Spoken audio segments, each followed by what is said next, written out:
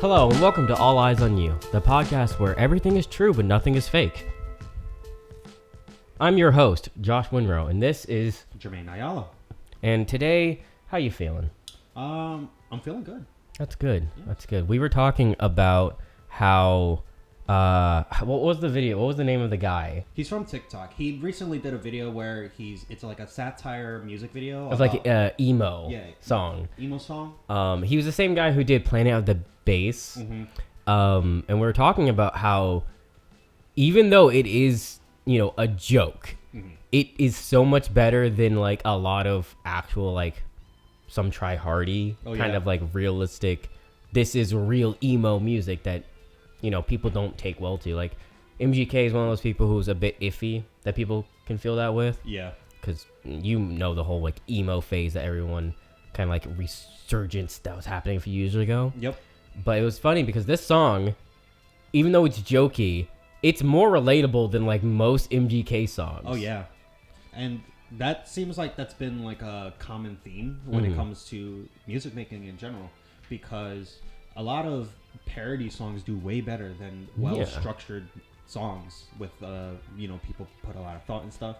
Yeah. And I just feel like I think it's like kind of like the reason parody works is because it's easier to relate to. Yeah, because like whenever you're trying to take it seriously, you're overthinking it. You're trying to make it for an intended audience to have a very specific reaction. Like they will relate to this. This is something that they like, and it's similar. Mm-hmm.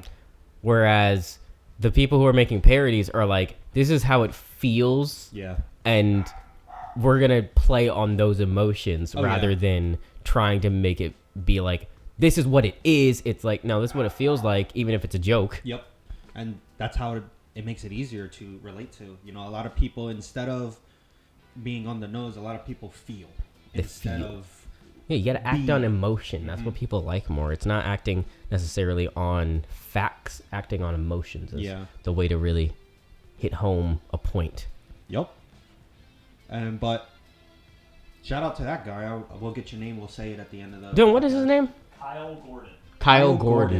Kyle Gordon. Shout out to Kyle Gordon. Yeah, he's really interesting, very talented. I saw some of his work. He's been doing this stuff for a while, but like I saw he also does this little thing where he's like, I'm a person from the 50s. Oh, yes. And how it's kind of like, kind of fucked up and everything. It's like, hello, I just got back from work. Where's my martini? Or like, what? You're a woman and you want a job? Preposterous. And it's like, I don't know. It's funny because it's true. Yep. About how fucked up the time was. Oh yeah. And like, oh my god, people who like kind of fantasize about that time. I can get the style. Yeah, the design and style definitely was there. Yeah. But the ethics, the morals, there's nothing there. Sexism. I don't know what the hell. There's like no, like I no, like besides like like the kitchen. Yeah. I don't know what it is about the kitchen that I'm just like. Yeah, I mean those kitchens were nice. Did you see the fridges and stuff? Like the appliances from that time? Like, do you know the radiation in those? Well, yeah. The asbestos in those? The fridge made out of entirely lead. I know. It's just like we're wondering why they're all sick now. It's like, I mean, just so you guys know, between the time frames of after World War II up into the late 80s, there was lead in pretty much everything. Piping, appliances, and turns out that lead has done some brain messing. I have like a whole thing that like every generation has something that's like altering DNA. It was lead in the 50s and like up until the 80s. I think asbestos from like the 90s. Yes.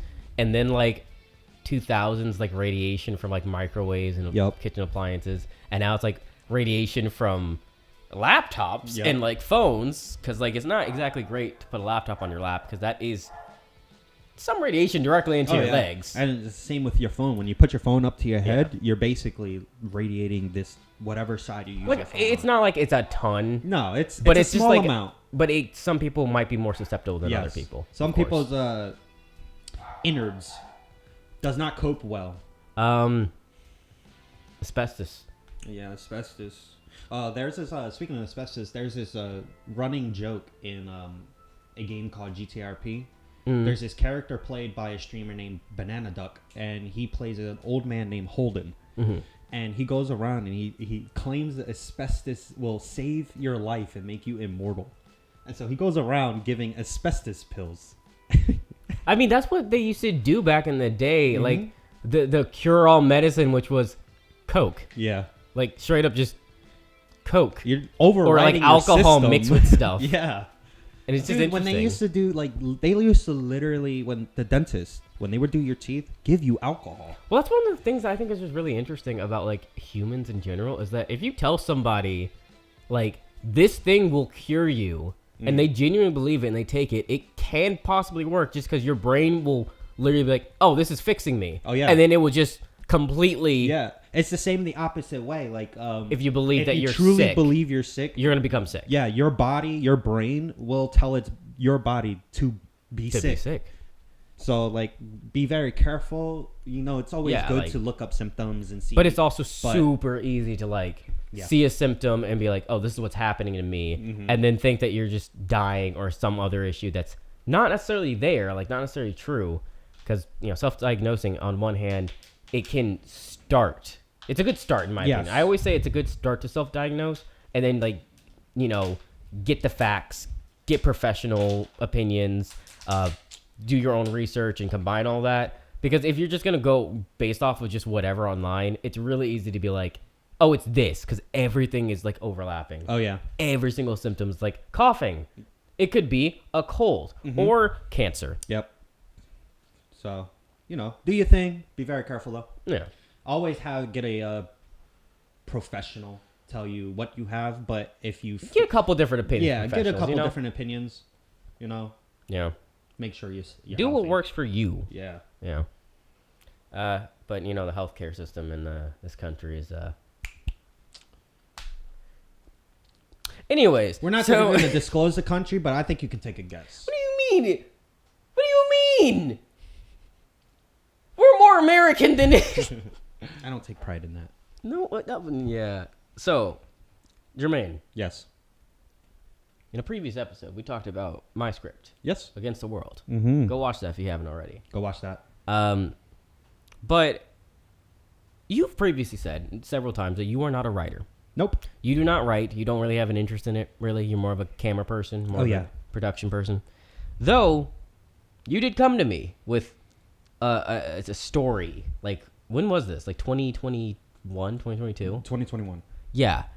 And it's pretty good, honestly. And I wanted to talk about it because it does have to do with one of your favorite things, which is superheroes. Yes. I'm a sucker for superheroes.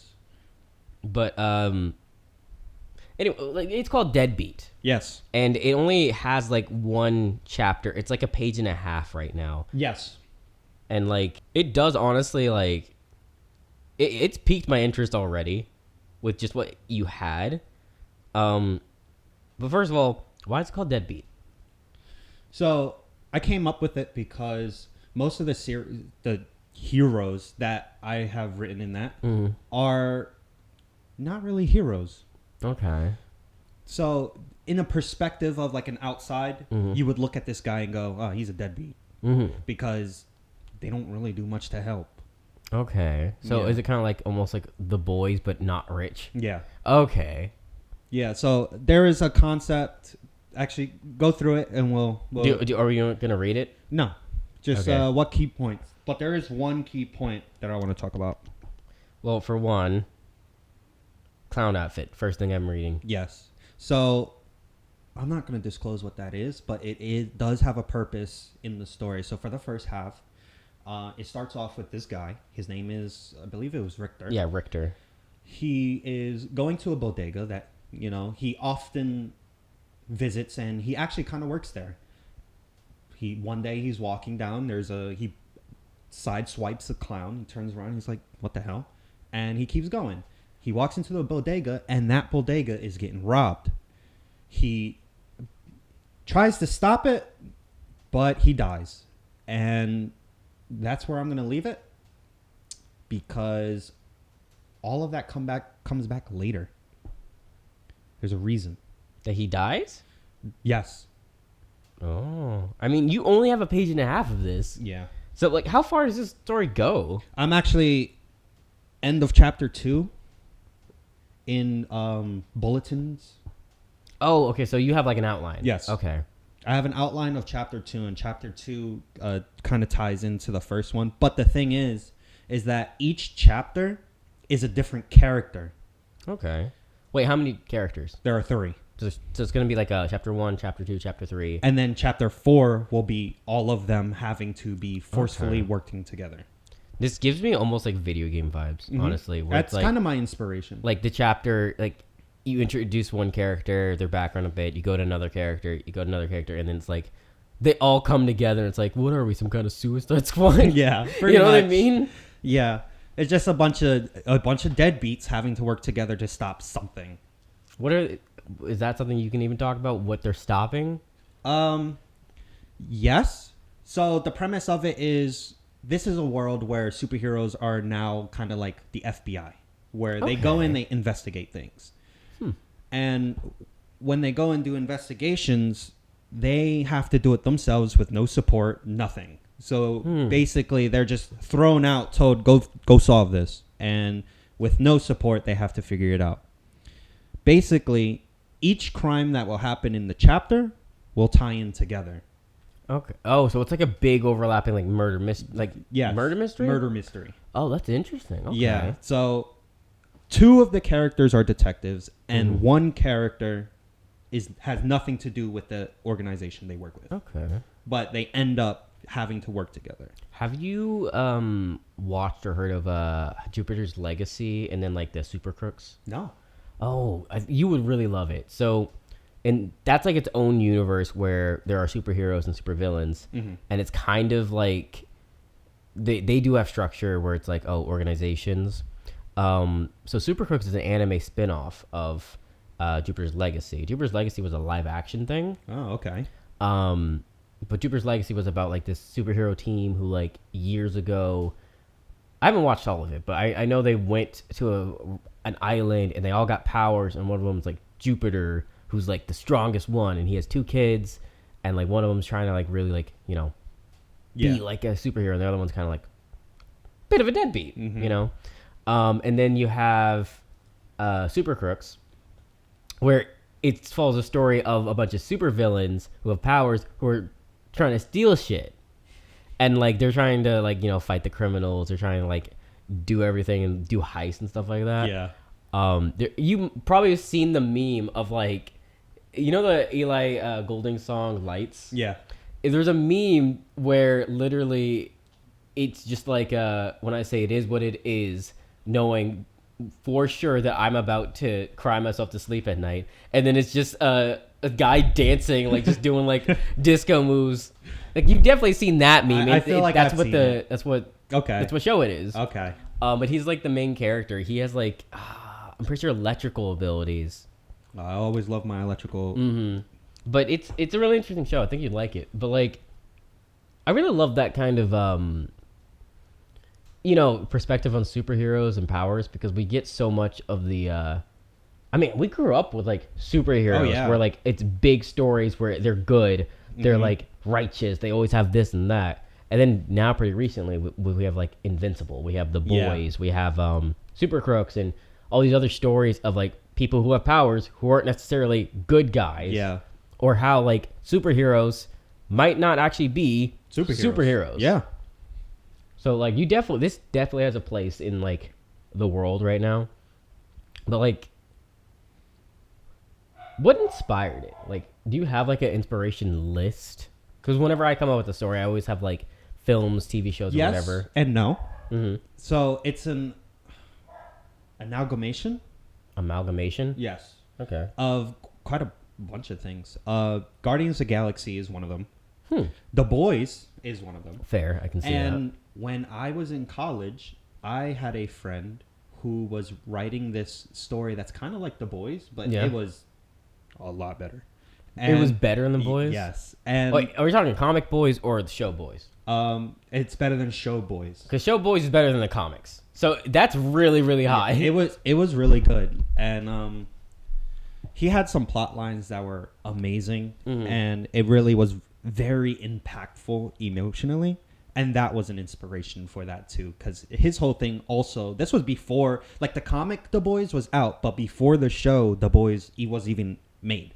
And he had this entire premise of where this guy is a bounty hunter for superheroes, but he gets into like really, really messed up stuff with superheroes, and it was incredible.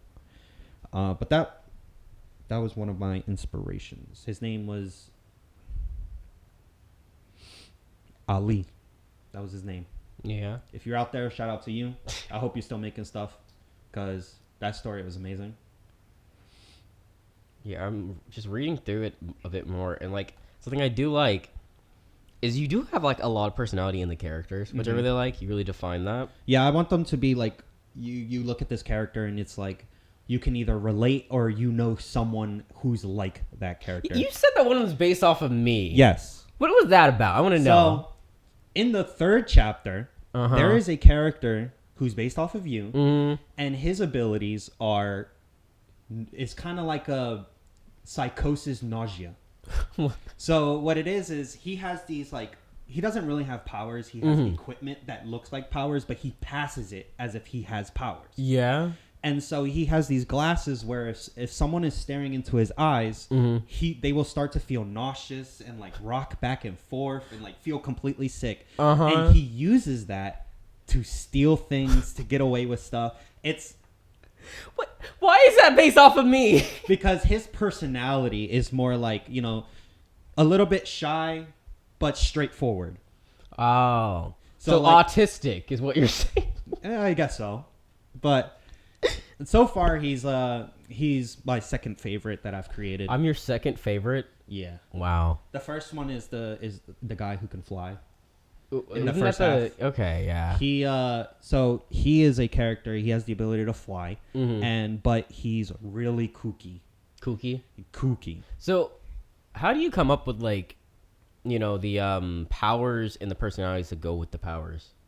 I kind of just think of aspects of who would develop that type of power. Yeah. So, like, obviously, someone who's kooky would be able to fly because the amount of dumb shit he can do. Because they just be all over the place. Yes. The second guy, he is more like a spy in a way, and his abilities are illusions. And so his illusions are, if you've ever seen the movie It and what Pennywise does to people, he does that to people. Interesting. Okay. Yeah, and then the third character is the nausea-based character. The me, apparently. The you. Well, okay. If you were to give all three of us who are in the room, Dylan's off camera, of course, powers, what would they be? I want to know. You would be able to manipulate dark energy.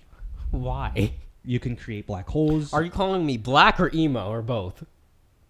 None of that. Okay. I only say that because you definitely seem like a Frieza type character. I'm a free... I mean... And where you'll just be like, black hole. Just throw a black hole at someone to see what some inconvenience. Yeah. And Dylan, I feel like Dylan would either be like someone who can, like elastic. Oh, or I can see that. He would be able to change his form. Like a shapeshifter. I could see that. Not he like either, shape-shifting not into like something. Plastic Man, but more like he can change his form into buff, into really skinny. So he'd be like a chameleon in like in a physical chameleon, form, but like kind of like an octopus. You know how like an octopus can do like can turn into certain things it sees. Yes, something like that. So it was just like I could totally see that. It would be okay. It's called muscle mass. He would be able to control his muscle mass. Oh, you're talking about kind of like I'm trying to remember like a character who does that besides like anime, you know, My Hero Academia. Yeah. There's like Muscular. Mm-hmm. His power is literally that he can just take his muscles out of his body and then just make it bigger. Yes. He's gross, if I'm being honest. That's gross. I just think about that all the time. Like his muscles just come out in strings. Yeah. And then he can just kind of control them, and it's like that's not exactly like making you stronger. You got tendrils pretty much. But not like that, just more like he literally could physically just get buff or like just change his form. Mm-hmm. What would your powers be? That is the hardest because I am very like multi-minded. You're multi-minded? So I can only think that it would either be duplication or a form of super speed. I could see that. I feel like, okay, let me think about this too.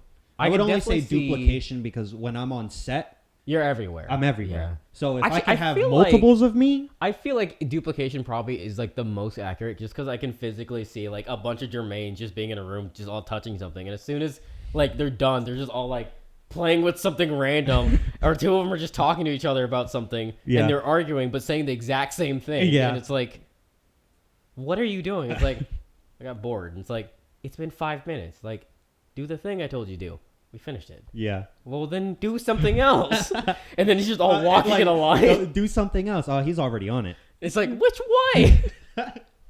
Yeah, but duplication, phenomenal. I could see it. I would love duplication. That's funny. Okay. Then what would the superheroes name? What would our names be?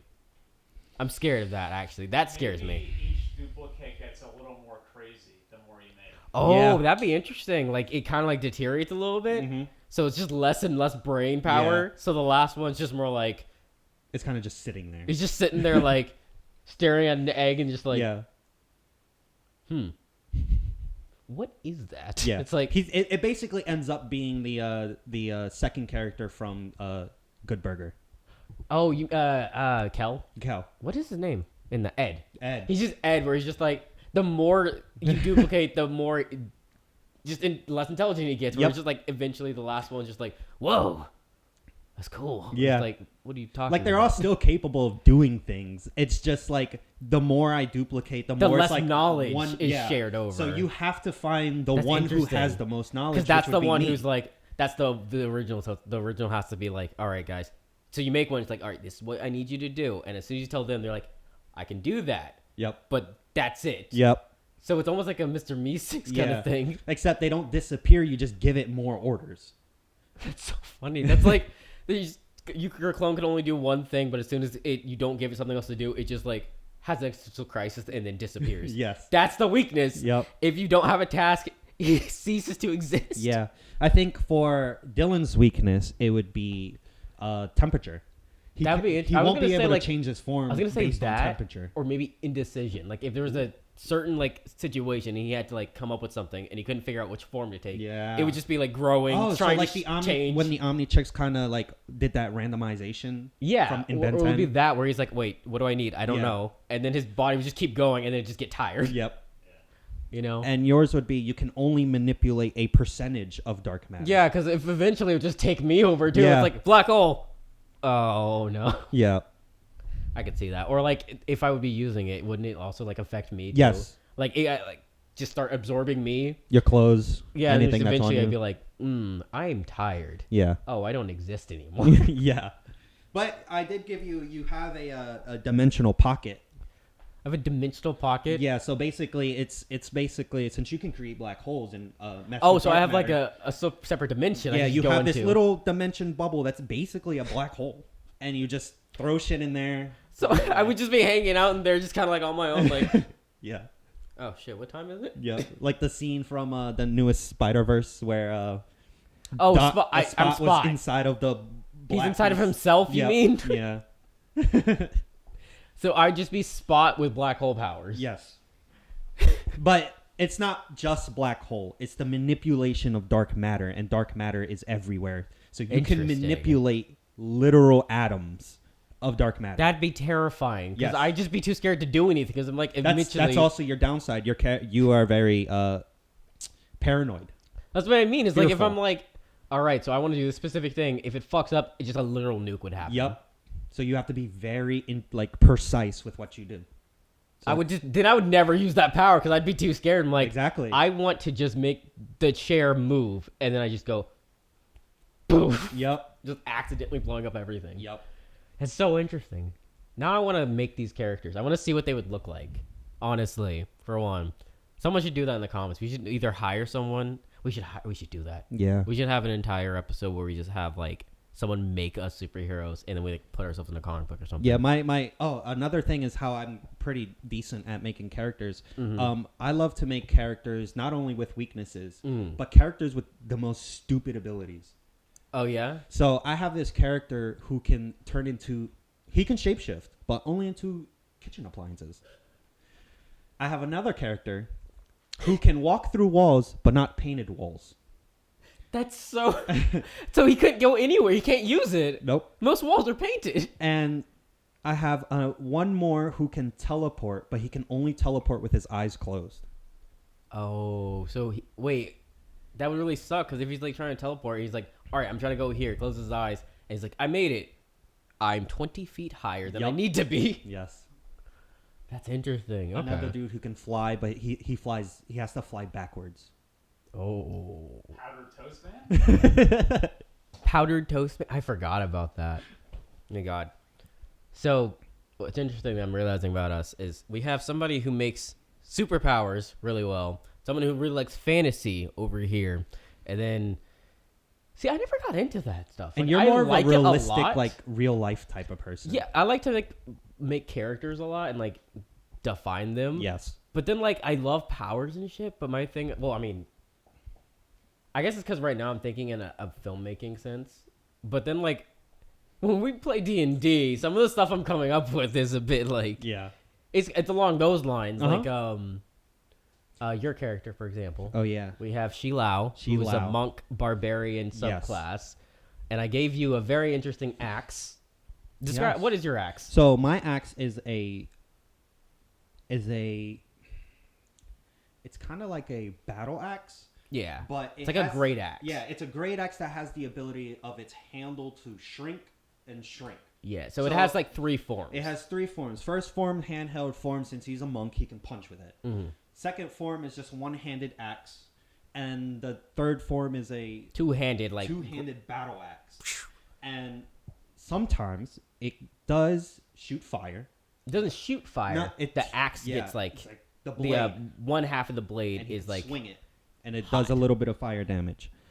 But But the I main gave it- thing is that the axe has a personality. Yeah, so it's cursed. Yep. It's a cursed axe that essentially anytime he tries to pick up any other weapon besides this axe, it will get mad at him. Yep. And it has a chance to just not work or burn him. Yep. So I've gotten a thing where Shilao has to, whenever he needs to use a different weapon, he uses survival and creates a weapon. So therefore, it you have to doesn't use the apply. improvised weapon. It Yep. can't be an actual weapon. Yes. But you gotta be careful with that because Yeah. I could just decide, like, you know what? That's a bit. You're using a handle. Yeah. And a stick. Yep. That's still kind of a sword. Yeah. So it's just I really like coming up with weapons in D. I don't know why.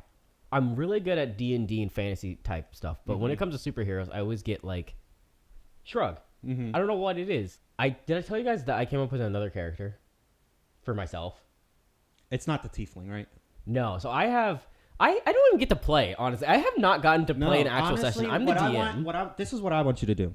I want you to be the bad guys, but I want you to play your own character who has no idea what's going on. That's it's hard to like do that in a sense of like being actively involved without like solving everything. Yes. You know what I mean? Like I always have to hang back. So I'm like still trying to figure that out. Like, If you can a figure out how companion, to split basically your mind. I just split my mind in two. Yeah.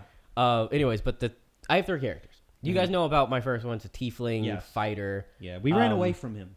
Yeah, I had them fight my tiefling, and it did not go well for them because my tiefling's a little bit overpowered just because I made him with a specific build in mind. I wanted him to be a bounty hunter. Yeah. And I wanted it so that he could fight anything at any point. Yep. So my whole thing is he dual wields. He has a trident in one hand and then a sword in the other. And the whole thing is that he has a range with the trident and the sword can slash. And then what makes it worse for them is the fact that the trident's bounded to him. So he throws the trident so he can like throw it at people, get range on them, and then he can always recover it, pull it back to himself. So because of that, neither of them have range. Well, Dylan has a gun. He's a pirate. He has a gun. Dylan plays Mollusk. Yeah, Mollusk is a pirate mutant. Yeah. I mutated him into a tiefling. Yeah. But yeah, that didn't go well for him. That's one of my characters. The other two, I haven't gotten to do anything with. But I made them because I was thinking about different aspects and, different things. So if I actually get to play, I want to play a Shatterkai, Okay. which is a dark elf who was in the, not Netherworld, I forgot what it's called. Essentially, like, it's like almost the underworld. It's like the dark world. But they have a very specific ability I like, which I'm not going to talk about because I want to surprise you guys when I actually get to play it. Yeah. Anyways, so that's one of them. But I came up with another one because you're pirate based. Mm-hmm. You guys are like sea based. So I was like, oh, if I was in this, what would my character be? And I came up with this guy who I'm always a fighter. I like fighters. That's just how I like to play because I don't care about magic, but I would like the ability to do some magic. Yeah.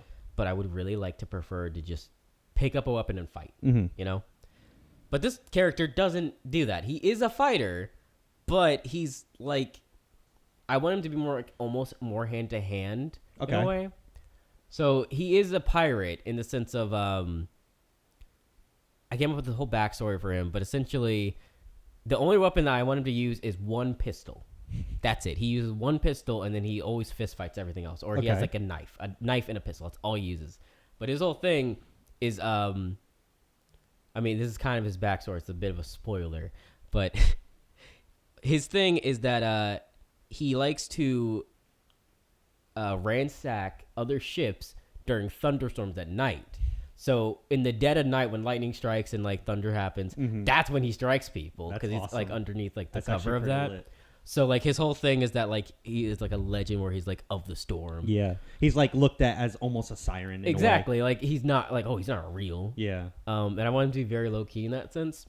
And I don't know how to do this exactly. I'm still building him out, but I want him to have one lightning ability because of it. Just so that I can like if he's doing something during the night with lightning striking, that he could strike lightning. Yeah. But again, fighters don't exactly have that ability.